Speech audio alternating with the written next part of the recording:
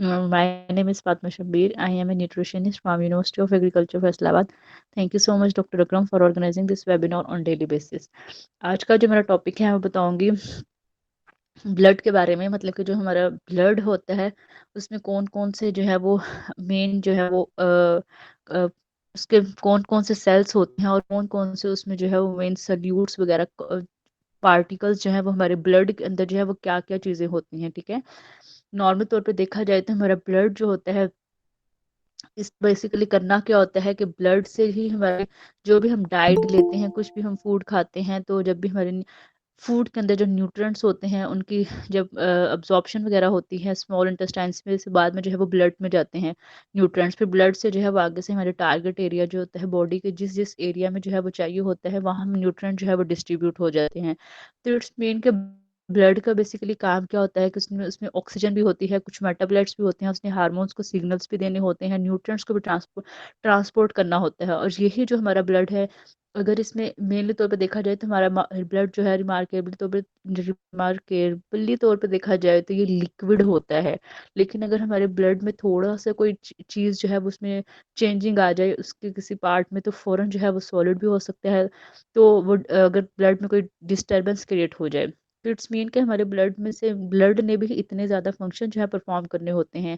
Like अगर हम सिर्फ एक ही सेल की बात कर लेना, लाइक जो हमारे आरबीसी सेल्स होते हैं, रेड ब्लड सेल्स होते हैं, उनके अंदर एचपी होती है, हीमोग्लोबिन होती है, उसने क्या करना होता है कि लंग्स से ऑक्सीजन को कैरी करना होता है और फिर आगे से हमारे वो जितने भी टिश्यूज से होते हैं, सेल्स होते हैं, उनको ट्रांसपोर्ट करना होता है। तो अगर हमारे ब्लड में ही डिस्टर्बेंस क्रिएट हो जाए किसी एक ही सेल में, तो ये सारे फंक्शन जो है वो डिस्टर्ब हो जाते हैं। इसी तरह उसने कार्बन डाइऑक्साइड को एक्सचेंज करना होता है। तो इट्स मीन के ब्लड, एक सिर्फ ब्लड जो हमारा जो है बॉडी का पार्ट है, उसने ही कितने ज़्यादा इंपॉर्टेंट फंक्शन परफॉर्म करने होते हैं।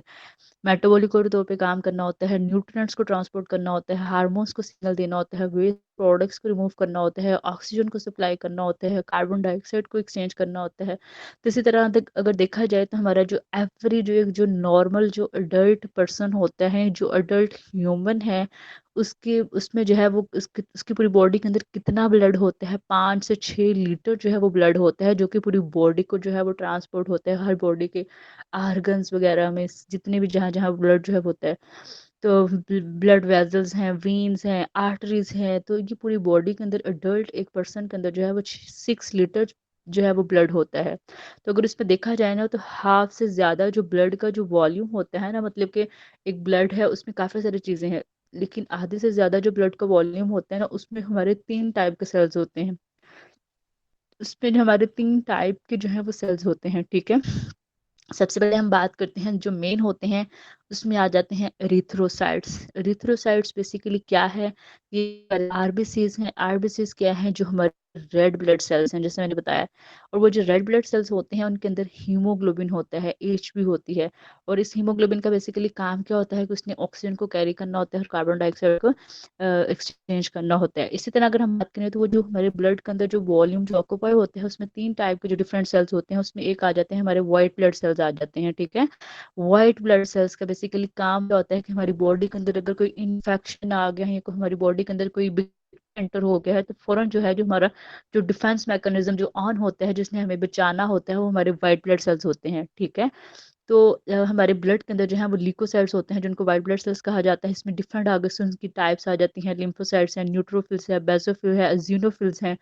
तो ये सारे जो है ये जो प्रेजेंट कहाँ पे होते हैं, ये हमारे लिम्फेटिक टिश्यू के अंदर होते हैं। ठीक है, और इनका बेसिकली काम ही क्या होता है कि इन्होंने हमारी इम्यूनिटी को जो अगेंस्ट जो है वो काम कर, इम्यून सिस्टम को जो है इन्होंने एक मेन सेंट्रल पार्ट होता है इम्यून सिस्टम का। जो भी हमारी बॉडी के अंदर कोई इन्फेक्शन होगा तो इन्होंने फंक्शन परफॉर्म करना होता है, जो हमारे जो है ये वाइट ब्लड सेल्स हैं। इसी तरह अगर हम बात करें तो इसमें जो है वो एक और आ जाते हैं, जो ब्लड के अंदर तीसरी जो आती है टाइप, वो होती है प्लेटलेट्स आ जाते हैं। प्लेटलेट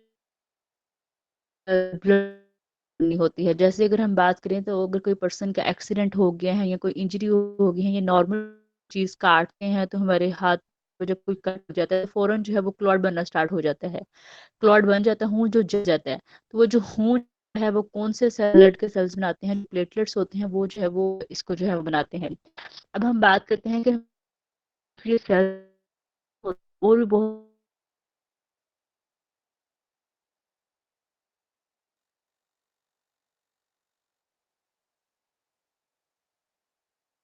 जो हमारा ब्लड होता है उसमें अगर देखा जाए तो उसमें जो है वो हमारा ब्लड जो होता है उसका जो लिक्विड पोर्शन होता है उसको हम ब्लड प्लाज्मा कहते हैं। उसमें 90% जो है वाटर होता है, 10% उसमें साइल्यूट होते हैं, ठीक है। मतलब कि ब्लड में जो है हमारा जो खून है उसमें सेल तो प्रेजेंट है, लेकिन इसके साथ साथ और भी बहुत सारी चीजें उसमें प्रेजेंट होती हैं जो बहुत सारे फंक्शन परफॉर्म करती हैं। उसमें वाटर है, कुछ सल्यूट्स होते हैं, और वो जो सल्यूट होते हैं वो ब्लड के अंदर जो डिजोल्व हुए होते हैं उसमें सल्यूट में अब क्या आ सकता है, बहुत सारे जो है प्रोटीन्स आ जाते हैं, ठीक है। जैसे ब्लड में एक प्रोटीन होती है जिन्होंने क्लॉट फॉर्मेशन करनी होती है, जिन जिससे जब भी कोई कट लगता है तो खून जमता है, तो वो कौन सी ब्लड के अंदर प्रोटीन होती है जो ये फंक्शन परफॉर्म करती है, प्रोथ्रोम्बिन प्रोटीन होती है, ठीक है। तो इसी तरह अगर हम बात करें तो इसमें कुछ लिपोप्रोटीन्स होती हैं, कुछ ब्लड के अंदर न्यूट्रिएंट्स होते हैं, मेटाबोलाइट्स होते हैं, कुछ आयंस होते हैं, कुछ हार्मोन्स के तौर पर इसने काम करना होता है। अब वो जो हमारा ब्लड होता है उसमें मैंने बात की थी कि उसमें कुछ सल्यूट्स होते हैं, 10% उसमें सल्यूट है, 90% वाटर है, और वो जो 10% सल्यूट होते हैं उसमें सबसे ज्यादा क्या होता है कि 70% उसमें ज्यादा जो है वो प्लाज्मा प्रोटीन्स होती हैं, ठीक है। जैसे अगर हम बात करें तो हमारे ब्लड के अंदर जो है इम्यूनोग्लोबुलिन प्रोटीन आ जाती है, जिसमें हमारी एंटीबॉडीज जो होते हैं, जो हमारे व्हाइट ब्लड सेल्स होते हैं, जो एंटीबॉडीज होती हैं, उनको रेगुलेट करना होता है, सर्कुलेट करना होता है। इस तरह उसमें जो है एल्ब्यूमिन आ जाता है, एपोलिपोप्रोटीन होती हैं। एपोलिपोप्रोटीन का बेसिकली काम क्या होता है, जो हमारे ब्लड के अंदर एपोलिपोप्रोटीन होती है ना, उसका काम क्या होता है कि उसने हमारे ये जो हमने फॉर एग्जांपल हम कोई भी फैट वाली डाइट लेते हैं ना, जैसे कोई ऑयली चीज खाते हैं या कोई घी वगैरह वाली कोई भी हम चीज खाते हैं, तो उसको एनर्जी प्रोसेस में कन्वर्ट करने के लिए हमें जो प्रोटीन जो इसमें काम करती हैं वो हमारी एपोलिपोप्रोटीन काम करती हैं उस फैट को ट्रांसपोर्ट करने के लिए उसके साइकिल में, ठीक है।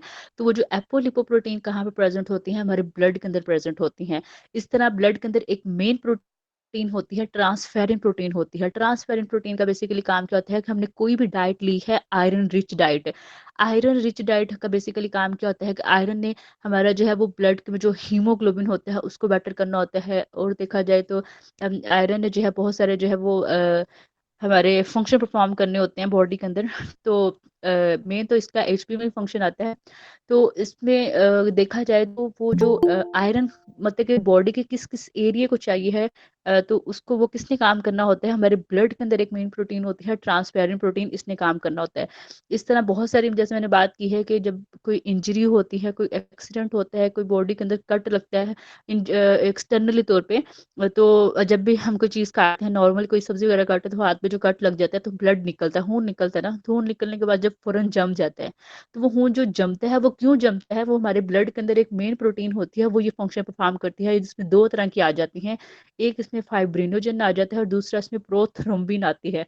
अब वो जो प्रोथ्रोम्बिन प्रोटीन ब्लड के अंदर होती है वो कैसे बनती है, सबसे पहले जो हमारा जिगर होता है वहां पे उससे एक प्रिकर्सर बनता है थ्रोम्बिन। थ्रोम्बिन जो है वो आगे से जो है वो प्रोथ्रोम्बिन प्रोटीन जो है हमारे ब्लड के अंदर होती है उसको बनाती है, ठीक है। अच्छा, इसके अलावा अगर देखा जाए तो हमारे ब्लड के अंदर जो है वो कुछ जो है वो इनऑर्गेनिक तौर पे जो है वो कुछ आयंस होते हैं जो कि हमारे ब्लड के अंदर जो है वो डोमिनेंट होते हैं आयंस। अगर देखा जाए तो इसमें जो है वो देखा जाए तो इसमें जैसे देखा जाए तो हमारे ब्लड के अंदर कैल्शियम, जैसे मैंने कल भी टॉपिक में बताया था कि हमारा जो ब्लड का जो प्लाज्मा होता है उसमें कैल्शियम भी होता है, उसमें कैल्शियम भी प्रेजेंट होता है, ठीक है। तो अगर देखा जाए तो अगर किसी पर्सन की डाइट के अंदर कैल्शियम डेफिशिएंट है, ठीक है, हमारी बॉडी का जो कुछ मर्जी हो, हमारी बॉडी की अपना जो ब्लड का लेवल है उसको बहुत हद तक खुद को मेंटेन करने की कोशिश करती है। जब हम लॉन्ग टर्म के लिए कोई चीज नहीं खाते फिर जाकर जो है वो हमें सीवियर सिम्टम्स जो है वो शो होते हैं। अब होता क्या है कि जब अगर कोई पर्सन है, नॉर्मली तौर पे कैल्शियम कहाँ पे होता है, हमारे हमारे ये बोन्स के अंदर होता है ना, हड्डियों के अंदर होता है। तो जब अगर कोई पर्सन जो है वो अगर डाइट के अंदर कैल्शियम नहीं लेता, मतलब कि काफी अरसे तक अगर वो कैल्शियम का सोर्स नहीं लेता, कैल्शियम जैसे मिल्क हो गया, फिश हो गया, कॉड लिवर ऑयल हो गया, जो मछली के जिगर होता है उसमें सबसे ज्यादा कैल्शियम होता है। इसके अलावा देखा जाए तो मिल्क के अंदर होता है। इसके अलावा अगर देखा जाए तो योगर्ट है उसके अंदर कैल्शियम होता है। इसके अलावा देखा जाए तो आलमंड नट्स में देखा जाए तो आलमंड के अंदर जो है वो सबसे ज्यादा कैल्शियम होता है।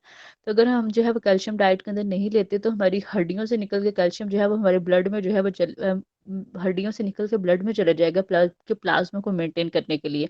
तो इट्स मीन कि हमारे ब्लड के अंदर जो है, वही हम सिर्फ ये नहीं कह सकते कि हमारे ब्लड के अंदर सिर्फ सेल ही प्रेजेंट है, ठीक है, बल्कि हमारे ब्लड के अंदर और भी बहुत सारी जैसे चीज़ें प्रेजेंट है, प्रोटीन्स हैं, इसके अलावा देखा जाए न्यूट्रिएंट्स हैं, कुछ ये आयंस वगैरह जो है, ये जो है वो प्रेजेंट होते हैं। तो अगर हमारे ब्लड के अंदर थोड़ी सी अगर चेंजिंग आ जाए तो बहुत ज़्यादा जो है वो इलनेस कोई प्रॉब्लम हो सकती है। जैसे मैंने बात की है कि ब्लड के अंदर प्रॉब्लम कैसे आ जाए, जैसे अगर आरबीसीज का साइज चेंज हो गया है, रेड ब्लड सेल्स का, या उनकी शेप जो है वो चेंज हो गई है, उनका उनका वॉल्यूम जो है वो कम हो गया है, तो जिसको एमसीवी, एमसीएच, एमसीएचसी कहा जाता है, मीन कार्डियल वॉल्यूम, बताते कि आरबीसी रेड ब्लड सेल्स का वॉल्यूम कैसा है, एमसीएचसी को उनकी साइज कितना है, शेप कितना है, अगर इनमें से किसी एक में भी थोड़ा सा चेंजिंग आ जाए, जैसे देखा जाए तो ब्लड के सेल्स में अगर न्यूट्रोफिल्स बढ़ जाएं, जो वाइट ब्लड सेल्स होते हैं ये कम हो जाएं, तो फिर भी बॉडी के अंदर इन्फेक्शन हो जाते हैं ना, चांसेस बढ़ जाते हैं। इसी तरह के बहुत सारे डिजीजेस में ऐसे होते हैं, जैसे अगर देखा जाए तो वो लोग जिनकी बॉडी के अंदर जो है विटामिन के की डेफिशिएंसी होती है, विटामिन के का बेसिकली काम क्या होता है कि उसने हमारी बॉडी के अंदर ब्लड क्लॉट फॉर्मेशन का रोल करना होता है, ठीक है। तो इसी तरह देखा जाए तो अगर हमारी बॉडी के ब्लड में के इन चीज़ों में से कि किसी एक चीज़ में भी इम्बैलेंस हो जाए ना, तो हमारी बॉडी ब्लड में बॉडी के अंदर जो है वो कोई ना कोई डिजीज, कोई ना कोई प्रॉब्लम जो है वो काज हो जाती है, ठीक है। तो इसी तरह अगर अब देखा जाए तो ये जो हमारे रेड ब्लड सेल्स होते हैं उनके अंदर नहीं होता, ठीक है। वो अपना जो है वो लेकिन उनके अंदर जो है वो ग्लाइकोलिसिस वगैरह का, एनर्जी लेवल का वगैरह का क्या होता है प्रोसेस जो है वो इनके अंदर जो है वो होता है। अब अगर हम बात करें तो हमारे ब्लड के अंदर जो है वो नॉर्मल ब्लड ग्लूकोज का लेवल भी मेंटेन होना बहुत ज़्यादा ज़रूरी है।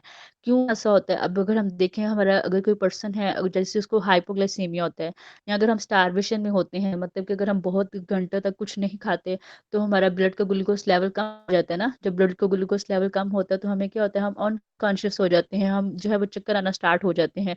इवन के यहाँ पे कहता है कि नॉर्मल जो ब्लड का ग्लूकोज लेवल मेंटेन होना बहुत ज़्यादा ज़रूरी है। और सबसे मेन बात ये है कि जब भी हम कोई चीज़ खाते हैं, ठीक है, मैंने कोई भी चीज़ खाई है तो मैंने उसमें वो जब एनर्जी में कन्वर्ट होती है, ग्लूकोज जो एंड प्रोडक्ट बनता है, हमारी बॉडी के जो सेल्स के अंदर ग्लूकोज जाता है, तो सबसे ज्यादा ग्लूकोज कौन इस्तेमाल करता है? हमारा ब्रेन जो है वो इस्तेमाल करता है। ब्रेन को कंटिन्यूसली तौर पे ग्लूकोज चाहिए चाहिए। बेशक मैं रेस्ट में सोई हूँ, बेशक मैं कुछ भी कर रही हूँ, लेकिन ज्यादा चीज कौन यूज करता है? हमारा दिमाग यूज करता है, ठीक है। तो इट्स मीन के अगर हमारा ब्लड का जो जो अगर देखा जाए ना, तो ब्लड के अंदर जो है वो ग्लूकोज का नॉर्मल मेंटेन होना बहुत ज्यादा जरूरी है। कम से कम जो है वो 90 to 70% तक इसकी नॉर्मल रेंज, इतना तो अगर 100 ml ब्लड है तो उसमें कम से कम जो है वो 90 to 70 तक तो इतना तो इतना मिलीग्राम तो ब्लड तो लाजमी जो है वो होना चाहिए। अगर किसी पर्सन के ब्लड के अंदर जो है वो उसका ग्लूकोज जो है वो 60% होता है, 60% होता है, तो हमें फौरन जो है वो अगर जब हमारा ब्लड का ग्लूकोज लेवल कम होता है ना, तो हमें जब भी हमें स्टारवेशन में आते हैं, हमें भूख लगती है, हमें फीलिंग आती है कि हमें भूख लगी है, हमारे ब्रेन को मैसेज जाता है। तो वो इस कंडीशन में क्या होता है कि हमारा ब्लड का ग्लूकोज लेवल कम हो गया होता है, जिसकी वजह से हमारे ब्रेन को मैसेज जाता है कि आप कुछ खाएं, जब हमें भूख लगी होती है। तो इस वजह से बेसिकली होता क्या है कि अगर हम कुछ नहीं खाते बहुत देर तक, तो जैसे मैंने बात की, नॉर्मल तौर पे प्रोसेस क्या होता है, अगर मैंने ज़्यादा खा लिया, कोई भी चीज़ मैंने अगर ज़्यादा खा लिया है, तो मेरी बॉडी को जितनी ज़रूरत थी उतनी यूज़ हो जाएगी, एक्स्ट्रा होगी मेरी बॉडी, उसको क्या करे, उसको जो है वो हमारी बॉडी जो है वो स्टोर कर लेती है ग्लाइकोजन की फॉर्म में हमारे लीवर के अंदर या मसल्स के अंदर। फिर जाते हैं तो हमारी बॉडी क्या करती है कि वो जो जिगर के अंदर, जो मसल्स के अंदर जो स्टोर हुआ होता है, हमारी बॉडी वहां से निकालती है ग्लूकोज की फॉर्म में, और फिर उसको हमारे ब्लड में भेजती है, हमारे ब्रेन तक भेजती है। तो ये इसमें आ जाता है कि जब हम बहुत ज्यादा स्टारविश रहते हैं, तो हमें भूख लगती है, तो हमारा मेन हार्मोन रिलीज होता है ग्लूकागान। हमारा जो वो होता है ना, गाल ब्लडर, जो पित्ता होता है, उसके ऊपर जो है वो वहां से दो हार्मोन रिलीज होते हैं, उसके ऊपर दो सेल्स होते हैं, एक होता है अल्फा सेल्स, एक होता है बीटा सेल्स। जो अल्फा सेल्स होते हैं वहां से रिलीज होता है ग्लूकागान हार्मोन, और जो बीटा सेल्स होते हैं वहां से रिलीज होती है इंसुलिन। जब मैं ज्यादा खाऊंगी तो मेरी ब्लड में ग्लूकोज लेवल होगा, इंसुलिन हार्मोन रिलीज होता है, इस जैसे ही होता है ना। लेकिन जब मैं कुछ अरसे तक, कुछ देर तक, ज्यादा देर, घंटे तक हार्मोन रिलीज होते हैं जो हमारा गाल ब्लैडर होता है, ठीक है। तो वहां से जो है वो सॉरी सॉरी, कार्बोरेटर नहीं, पेनक्रियास, पेनक्रियास, हाँ पेनक्रियास से जो है वो ये वहाँ अल्फा सेल्स और बीटा सेल्स होते हैं, वहां से जो है ये रिलीज होगा। अच्छा। फिर ग्लूकागान हार्मोन रिलीज होगा, तो वो क्या करेगा, हमारे ब्लड के अंदर जो है वो ग्लूकोज के लेवल को जो है वो मेंटेन करता है। लेकिन अगर किसी पर्सन के ब्लड में जो है वो ग्लूकोज का लेवल जो है वो बहुत कम हो गया, अगर वो 30 मिलीग्राम तक हो गया, 30 मिलीग्राम तक हो गया ना, तो वो पर्सन जो है वो बहुत ज्यादा थकावट महसूस करना लग पड़ेगा उसका। उसको जो है वो उसमें वो अनकॉन्शियस हो जाएगा, मतलब इवन के इतना लेवल कम होता है कि जब 30 मिलीग्राम तक ब्लड का ग्लूकोज लेवल होता है ना, तो पर्सन कोमे में चले जाता है, क्योंकि उसके ब्रेन को जो है वो ग्लूकोज नहीं मिल रहा होता है। मैंने बात की है कि हमारी बॉडी के अंदर कुछ भी जो ज्यादा जो हमारा हम डाइट लेते हैं, तो उसका मेजर पोर्शन जो ग्लूकोज का होता है, वो हमारा ब्रेन जो दिमाग होता है उसको कॉन्टिन्यूसली 24 घंटे उसको ग्लूकोज चाहिए है।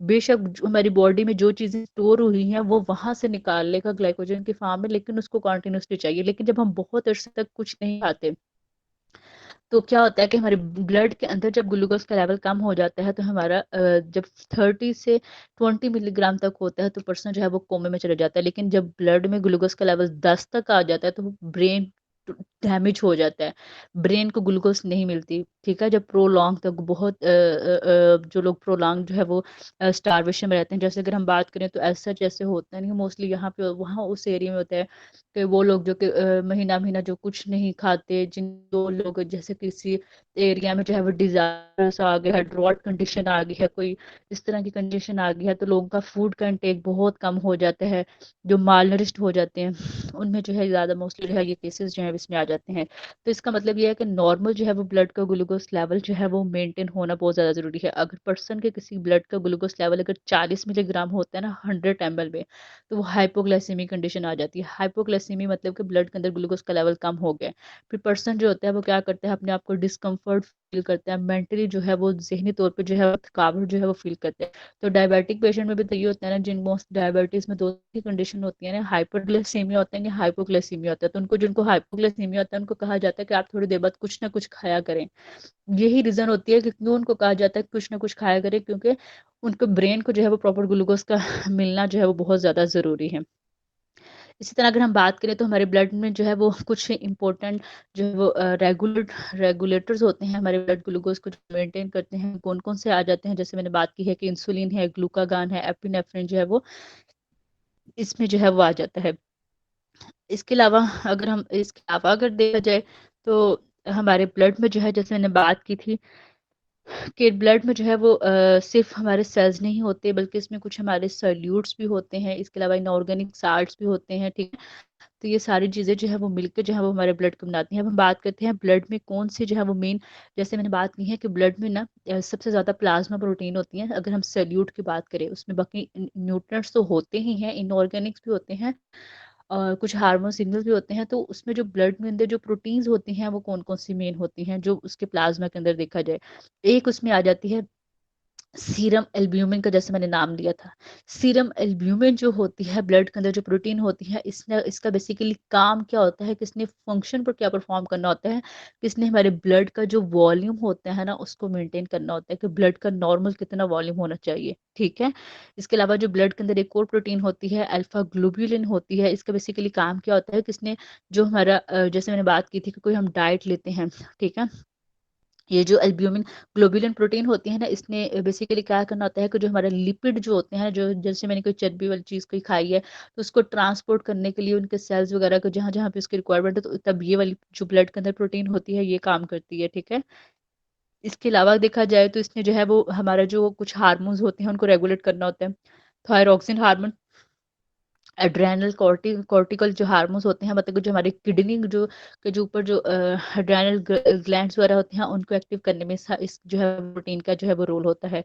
इसके अलावा जो है अगर हम देखा जाए तो इसमें जो है वो बीटा ग्लोबुलिन आ जाती है। बीटा ग्लोबुलिन ने क्या करना होता है कि आयरन, जो हीम आयरन होता है, नॉर्मल तौर पर देखा जाए ना, तो जो हम डाइट से जो आयरन लेते हैं ना, दो तरह के लेते हैं, जब हम अपनी खुराक से जो आयरन लेते हैं ना, दो तरह के सोर्सेस हम लेते हैं।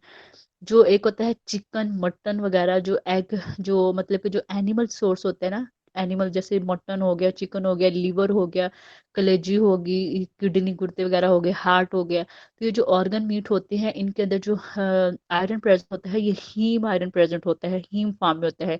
लेकिन जो वेजिटेबल्स के अंदर जो आयरन की फॉर्म प्रेजेंट होती है वो नॉन हीम आयरन होता है, ठीक है। तो जैसे अगर नॉन हीम आयरन में वो ये स्पिनिच आ जाता है, ठीक है, ब्रोकीलाई आ जाती है, ठीक है। इसके अलावा का है जो है डेट्स हैं, खजूर है, ये सारे जो है वो आयरन का रिच सोर्स है, ठीक है। तो जो हीम आयरन होती है जो हम चिकन मटन कलेजी वगैरह के अंदर होती है उसको जो उसको जो फंक्शन में ना ये वाली जो ब्लड के अंदर जो प्रोटीन होती है जिसका नाम जो है वो बीटा ग्लोबुलिन है, इसने काम करना होता है। इसके अलावा जो अगर हम बात करें तो मैंने बात की थी कि दो ब्लड के अंदर मेन प्रोटीन होती हैं जो कि ब्लड क्लॉट का काम करती हैं। जब कोई इंजरी होती है, कोई कट लगता है हमारे हाथ पे, तो फिर इन दो प्रोटीन्स ने काम जो है वो करना होता है। एक उसमें फाइब्रिनोजन आ जाती है, ये जो है वो प्रिकर्सर होता है फाइब्रिन का, जिसने आगे से जो है ब्लड क्लॉट को बनाना होता है। इस तरह प्रोथ्रोम्बिन है, इसने जो है वो थ्रोम्बिन, जैसे मैंने बात की थी कि लीवर से जो है वो से इसका प्रिकर्सर आता है थ्रोम्बिन। ठीक, आगे से जो प्रोथ्रोम्बिन जो है प्रोटीन बनती है ब्लड के अंदर, इसने जो है वो ब्लड क्लॉट जो है उसको बनाना होता है। ओके सर, मेरा टॉपिक कंप्लीट हो गया है। अब ये था ओवरऑल ब्लड, हमारे ब्लड के अंदर जो है मेन मेन कौन सी चीजें जो है वो प्रेजेंट होती हैं, उसकी सेल्स कौन सी हैं, उसके अस्सलाम सैल्यूट वालेकुम। कौन। नेक्स्ट कौन पढ़ेगा?